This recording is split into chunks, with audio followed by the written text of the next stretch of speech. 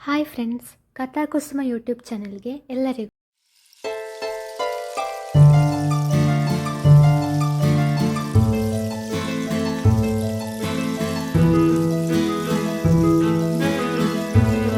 ಇದು ಪ್ರೀತಿಸಲು ಕಲಿಸಿದವನು ನೀ ತಾನೆ ಭಾಗ 2.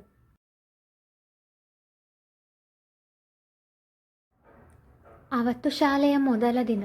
ಮಕ್ಕಳ ಜೊತೆ ಅವರ ತಾಯಂದಿರು ಸಹ ಶಾಲೆಗೆ ಬಂದಿದ್ದರು. ಮಕ್ಕಳು ತರಗತಿಯಲ್ಲಿ ಕುಳಿತುಕೊಳ್ಳುವ ತನಕ ಅವರ ಜೊತೆಗಿದ್ದು ಅವರನ್ನು ಮುದ್ದು ಮಾಡಿ, ಟೀಚರ್ ಹೇಳ್ದ ಹಾಗೆ ಕೇಳಬೇಕು, ಚೆನ್ನಾಗಿ ಓದಬೇಕು, ಅಮ್ಮ ಸಂಜೆ ಬರ್ತಾಳೆ ಎಂದು ನುಡಿದು ಹೋದರೆ ರೇಖಾರವರು ಋತ್ವಿಯನ್ನು ತರಗತಿಯ ತನಕ ಬಿಟ್ಟು ತಮಗೂ ಅವಳಿಗೂ ಸಂಬಂಧವೇ ಇಲ್ಲ ಎಂಬಂತೆ ಹೋದಾಗ ಋತ್ವಿ ಅವರ ಹಿಂದೆಯೇ ಓಡಿದಳು. ಮನೆಯಲ್ಲಿ ತಂದೆ ತಾಯಿ ಪ್ರೀತಿ ಸಿಗದೆ ಬೆಳೆದವಳಿಗೆ ಹೊರಗಿನ ಪ್ರಪಂಚ ಅಂದರೆ ಇನ್ನೂ ಭಯ. ಇದೇ ಮೊದಲ ಸಾರಿ ಅವಳು ಮನೆಯಿಂದ ಹೊರಗೆ ಬರುತ್ತಿರುವುದು. ಅಪರಿಚಿತ ವ್ಯಕ್ತಿಗಳ ನಡುವೆ ಇರಲು ಭಯವಾಗಿತ್ತು ಅವಳಿಗೆ.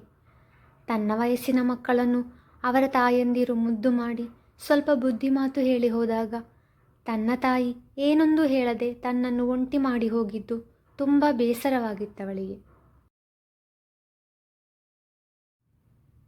ಅಮ್ಮ ಅಮ್ಮ ಎನ್ನುತ್ತಾ ರೇಖಾರವರ ಹಿಂದೆ ಓಡಿದವಳಿಗೆ, ನೋಡು, ಸುಮ್ಮನೆ ನಿನ್ನ ಕ್ಲಾಸಿಗೆ ಹೋದರೆ ಸರಿ, ನನಗೆ ಕೆಲಸಕ್ಕೆ ಹೋಗಬೇಕು.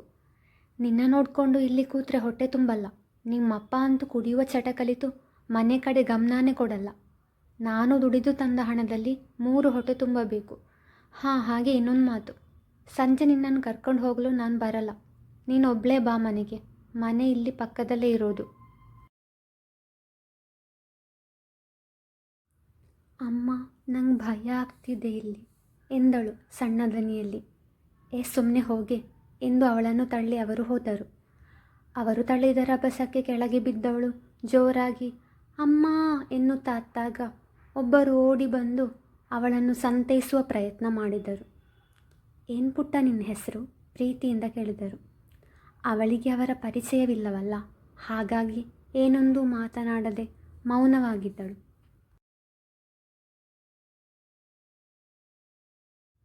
ಯಾಕೆ ನನ್ನ ಜೊತೆ ಮಾತಾಡಲ್ವಾ? ಅವಳು ಮೌನವಾಗಿರುವುದನ್ನು ಕಂಡವರಿಗೆ ಏಕೋ ಬೇಸರವಾಗಿತ್ತು. ಅವರ ಪ್ರಶ್ನೆಗೆ ಉತ್ತರಿಸದೆ ಮೌನವಾಗಿಯೇ ಇದ್ದವಳನ್ನು ಕಂಡವರಿಗೆ ಅವಳಿಗೆ ತನ್ನ ಪರಿಚಯವಿಲ್ಲವಲ್ಲ, ಹಾಗಾಗಿ ತನ್ನೊಡನೆ ಮಾತನಾಡುತ್ತಿಲ್ಲ ಎಂದನಿಸಿ, ಹೋಗಲಿ, ಯಾವ ಕ್ಲಾಸ್ ಅಂತನಾದರೂ ಹೇಳು ಎಂದಾಗ ತೋರು ಬೆರಳಿನಿಂದ ತನ್ನ ತರಗತಿಯ ಕಡೆಗೆ ತೋರಿಸಿದಳು. ಅವರು ಅವಳನ್ನು ತರಗತಿಯ ತನಕ ಬಿಟ್ಟು ಹೋದರು. ಎಷ್ಟು ಮುದ್ದಾಗಿದೆ ಈ ಮಗು. ತಾಯಿಯಾದವಳು ತನ್ನ ಮಗುವನ್ನು ಹೇಗೆಲ್ಲ ಜೋಪಾನ ಮಾಡ್ತಾಳೆ. ಆದರೆ ಆಕೆ ಈ ಮಗುವಿನ ಜೊತೆ ಈ ಥರ ನಡ್ಕೊಳ್ಳೋದಾ? ಛೆ! ಆ ಭಗವಂತನ ಲೀಲೆನೇ ಹೀಗೆ.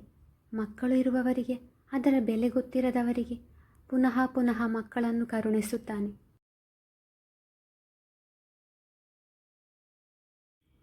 ಅದೇ ನನ್ನಂತೆ ತಾಯಿಯಾಗಲು ಹಂಬಲಿಸುವ ಜೀವಗಳ ಮೇಲೆ ಅವನಿಗೆ ಕರುಣೆ ಇಲ್ಲವೇ ಇಲ್ಲ. ಒಂದು ಮಗು ತನ್ನ ಒಡಲಲ್ಲಿ ಬೆಳೆಯುವಾಗ ಅದರ ಚಲನವಲನಗಳನ್ನು ಗಮನಿಸುತ್ತಾ ಖುಷಿ ಪಡಬೇಕು. ಆ ಮಗು ಪ್ರಪಂಚಕ್ಕೆ ಬಂದ ಮೇಲೆ ನಮ್ಮಿಂದ ಆಗುವ ಹಾಗೆ ಆ ಮಗುವನ್ನು ಖುಷಿಯಾಗಿರಿಸಲು ಎಲ್ಲ ಪ್ರಯತ್ನವನ್ನು ಮಾಡಬೇಕು ಮತ್ತು ಆ ಪುಟ್ಟ ಕಂದಮ್ಮನ ನಗು ನೋಡುತ್ತಾ ಕಳೆದು ಹೋಗಬೇಕು. ಆ ಮಗುವಿಗೆ ಉತ್ತಮ ಸಂಸ್ಕಾರ ನೀಡಿ ಉತ್ತಮ ಭಾರತೀಯ ಪ್ರಜೆಯನ್ನಾಗಿ ಮಾಡಬೇಕು. ಹೀಗೆ ಎಷ್ಟೆಲ್ಲ ಕನಸುಗಳು ನನಗೆ. ಆದರೆ ನನ್ನ ಕನಸು ನನಸಾಗುವುದು ಯಾವಾಗ ಎಂದುಕೊಂಡವರೇ ಕಣ್ಣೀರನ್ನು ಸೆರಗಿನಿಂದ ಒರೆಸಿ ಮನಸ್ಸಲ್ಲಿ ವ್ಯಥೆಪಟ್ಟರು. ಅವರ ಹೆಸರು ಅನಸೂಯ. ಚಿಕ್ಕ ಮಕ್ಕಳೆಂದರೆ ಪ್ರಾಣ ಅವರಿಗೆ. ಆದುದರಿಂದಲೇ ಅಧ್ಯಾಪಕ ವೃತ್ತಿಯನ್ನು ಆಯ್ದುಕೊಂಡಿದ್ದರು. ಅವರ ವಿವಾಹವಾಗಿ 5 ವರ್ಷವಾದರೂ ಅವರಿಗೆ ಸಂತಾನ ಭಾಗ್ಯವಿರಲಿಲ್ಲ. ಅದನ್ನೇ ನೆನೆದು ಕೊರಗುತ್ತಿದ್ದರು.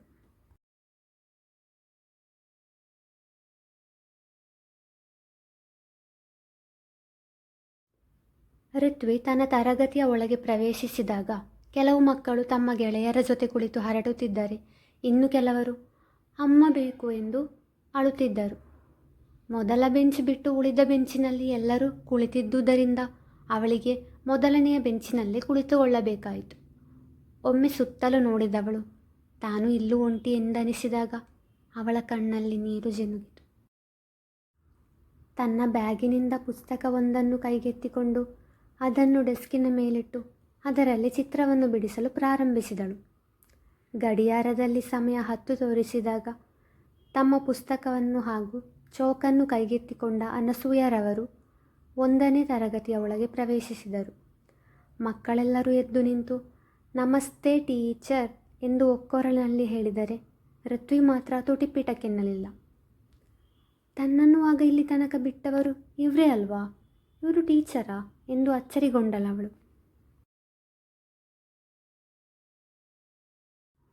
ಎಲ್ಲರೂ ಕೂತ್ಕೊಳ್ಳಿ ಎಂದು ಅನಸೂಯರವರು ಹೇಳಿದಾಗ ಮಕ್ಕಳು ತಮ್ಮ ತಮ್ಮ ಸ್ಥಾನದಲ್ಲಿ ಕುಳಿತುಕೊಂಡರೆ ಏನೋ ಯೋಚಿಸುತ್ತಾ ನಿಂತಿದ್ದ ಋತ್ವಿಯನ್ನು ಗಮನಿಸಿದವರು ಕೂತ್ಕೋ ಎಂದಾಗ ಏನೊಂದು ಹೇಳದೆ ಕುಳಿತವಳ ಕೈಯಲ್ಲಿದ್ದ ಪುಸ್ತಕದ ಕಡೆಗೆ ದೃಷ್ಟಿ ಹಾಯಿಸಿದವರು ಅದನ್ನು ತಮ್ಮ ಕೈಗೆತ್ತಿಕೊಂಡರು.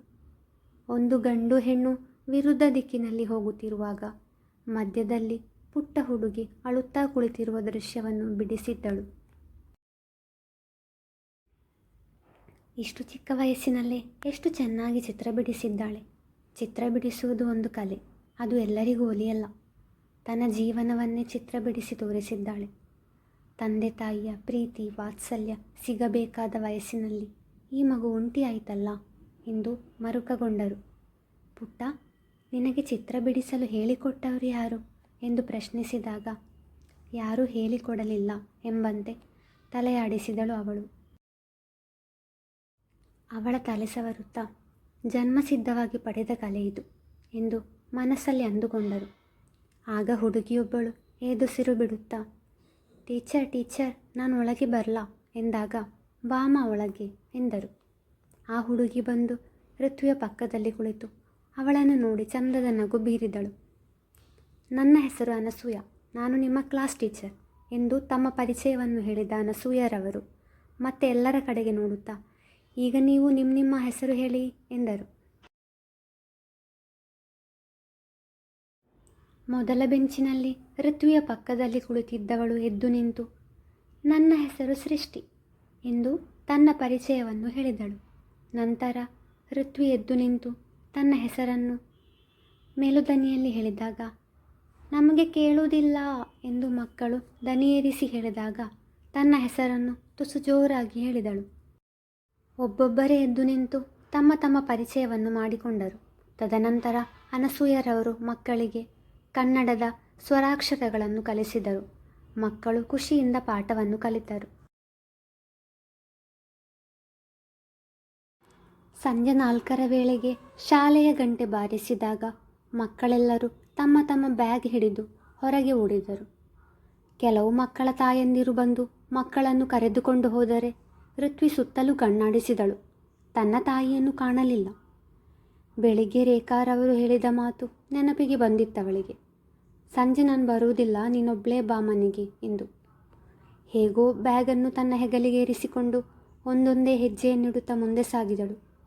ಗೇಟಿನಿಂದ ಹೊರಗೆ ಕಾಲಿಟ್ಟ ತಕ್ಷಣ ರಸ್ತೆಯಲ್ಲಿ ವಾಹನಗಳು ಹಾರ್ನ್ ಮಾಡುತ್ತಾ ಸಾಗಿದಾಗ ಆ ಸದ್ದಿಗೆ ಹೆದರಿದವಳು ಪುನಃ ಶಾಲೆಯೊಳಗೆ ಹೋದಳು. ಅವಳಿಗಾಗಿ ಹುಡುಕಾಡುತ್ತಿದ್ದ ಅನಸೂಯರವರ ಮುಂದೆ ಬಂದಿದ್ದಳು ಅವಳೀಗ. ಪುಟ್ಟ, ಎಲ್ಲೆಲ್ಲಿ ಹುಡುಕಿದೆ ನಿನ್ನ, ಬಾಯಿಲಿ ಎಂದು ಅವರು ಕರೆದಾಗ ಅವರ ಬಳಿಗೆ ಹೋದಳು. ಈಗ ಅವರ ಬಗ್ಗೆ ಭಯವಿರಲಿಲ್ಲ ಅವಳಿಗೆ. ತಮ್ಮ 2 ಕೈಗಳನ್ನು ಹಿಂದೆ ಹಿಡಿದಿದ್ದವರು ಅವಳ ಬಳಿ ಕಣ್ಣು ಮುಚ್ಚಲು ಹೇಳಿದರು.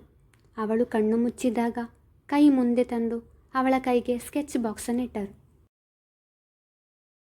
ಅದನ್ನು ಕಂಡವಳ ಕಣ್ಗಳಲ್ಲಿದ್ದ ಹೊಳಪನ್ನು ಕಂಡು ಅನಸೂಯರವರಿಗೆ ಖುಷಿಯಾಯಿತು. ತದನಂತರ ತಮ್ಮ ಬ್ಯಾಗ್ನಿಂದ ಒಂದು ಡೈರಿ ಮಿಲ್ಕ್ ಚಾಕ್ಲೇಟನ್ನು ತೆಗೆದುಕೊಂಡವರು ಅವಳ ಮುಂದೆ ಹಿಡಿದಾಗ ಅವಳು ಜೋರಾಗಿ ಅತ್ತಳು. ಪ್ರಮೀಳಾರವರು ಎಷ್ಟೋ ಸಾರಿ ಪ್ರಗತಿಗೆ ಇದೇ ಥರ ಚಾಕ್ಲೇಟ್ ಕೊಡಿಸಿದಾಗ ತನಗೂ ಅದು ಬೇಕೆನಿಸಿ ತಾಯಿಯನ್ನು ಕೇಳಿದಾಗ ಸರಿಯಾಗಿ ಬಾರಿಸಿದ್ದರು ರೇಖಾರವರು. ಅದನ್ನು ನೆನೆದೇ ಅಳು ಬಂದಿತ್ತವಳಿಗೆ. ಯಾಕೆ ಪುಟ್ಟ ಅಳೋದು ಎಂದಾಗ ಅವಳದ್ದು ಬರೀ ಮೌನ.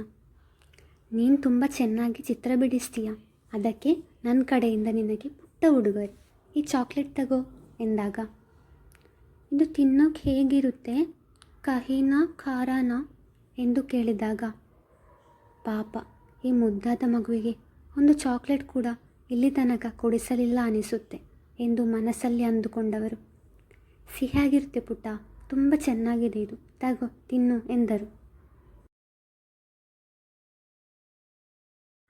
ಅವರ ಕೈಯಿಂದ ಚಾಕ್ಲೇಟನ್ನು ಪಡೆದುಕೊಂಡವಳು ನಕ್ಕಾಗ ಅವರ ಕಣ್ಣಿಂದ ಹನಿ ಜಿನುಗಿತು.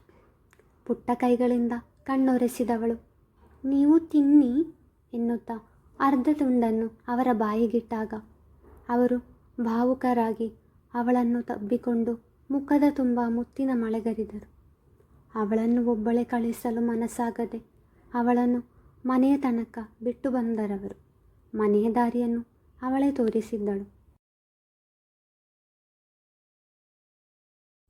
ಮರುದಿನ ಶಾಲೆಗೆ ಬಂದಾಗ ಸೃಷ್ಟಿ ಅವಳ ಜೊತೆ ಮಾತನಾಡಿ ಅವಳಿಗೆ ಸ್ನೇಹದ ಹಸ್ತ ಚಾಚಿದಾಗ ಅವಳ ಮುಗ್ಧ ನಗು ನೋಡಿ ಋತ್ವಿ ಹಸ್ತಲಾಘವ ನೀಡಿದಳು. ಯಾರೆಂದಿಗೂ ಬೆರೆಯದವಳು ಅನಸೂಯರವರೊಂದಿಗೆ ಹಾಗೂ ಸೃಷ್ಟಿಯ ಜೊತೆಗೆ ಬೆರೆಯಲು ಆರಂಭಿಸಿದಳು. ಅನಸೂಯರವರು ಪ್ರತಿದಿನ ಅವಳಿಗಾಗಿ ಏನಾದರೂ ವಿಶೇಷ ತಿಂಡಿಯನ್ನು ತರುತ್ತಿದ್ದರು. ಸೃಷ್ಟಿ ಕೂಡ ಅವರಿಗೆ ಹತ್ತಿರವಾದಳು. ಇಬ್ಬರನ್ನು ತುಂಬ ಪ್ರೀತಿಯಿಂದ ನೋಡಿಕೊಳ್ಳುತ್ತಿದ್ದರು ಅನಸೂಯರವರು.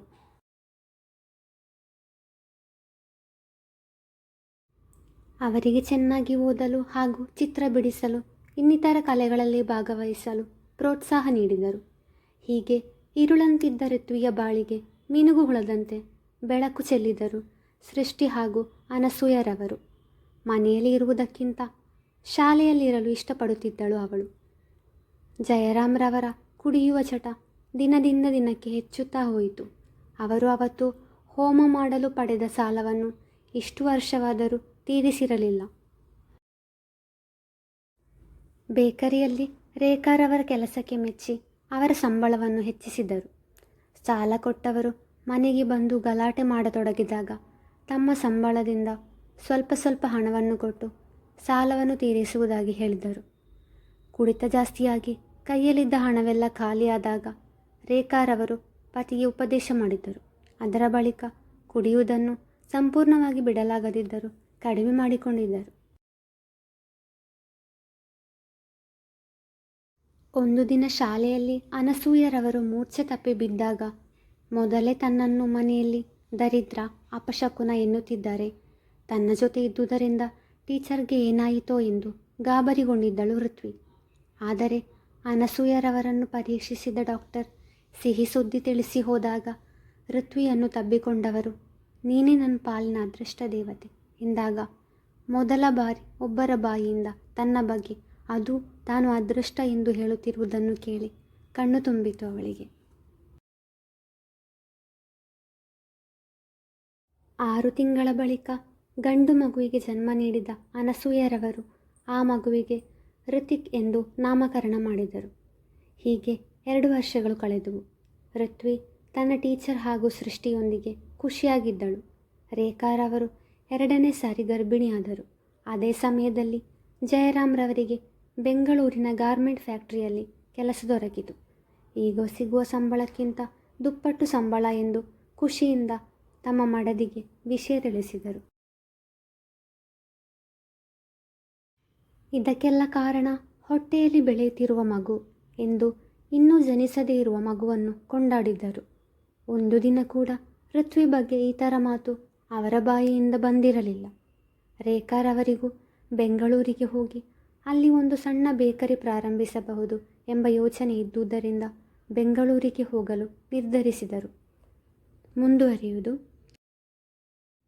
ಈ ಕತೆ ನಿಮಗೆ ಇಷ್ಟವಾಗಿದ್ದರೆ ದಯವಿಟ್ಟು ಲೈಕ್ ಮಾಡಿ, ಶೇರ್ ಮಾಡಿ, ಹಾಗೆ ನಮ್ಮ ಚಾನೆಲ್ನ ಸಬ್ಸ್ಕ್ರೈಬ್ ಮಾಡಿ.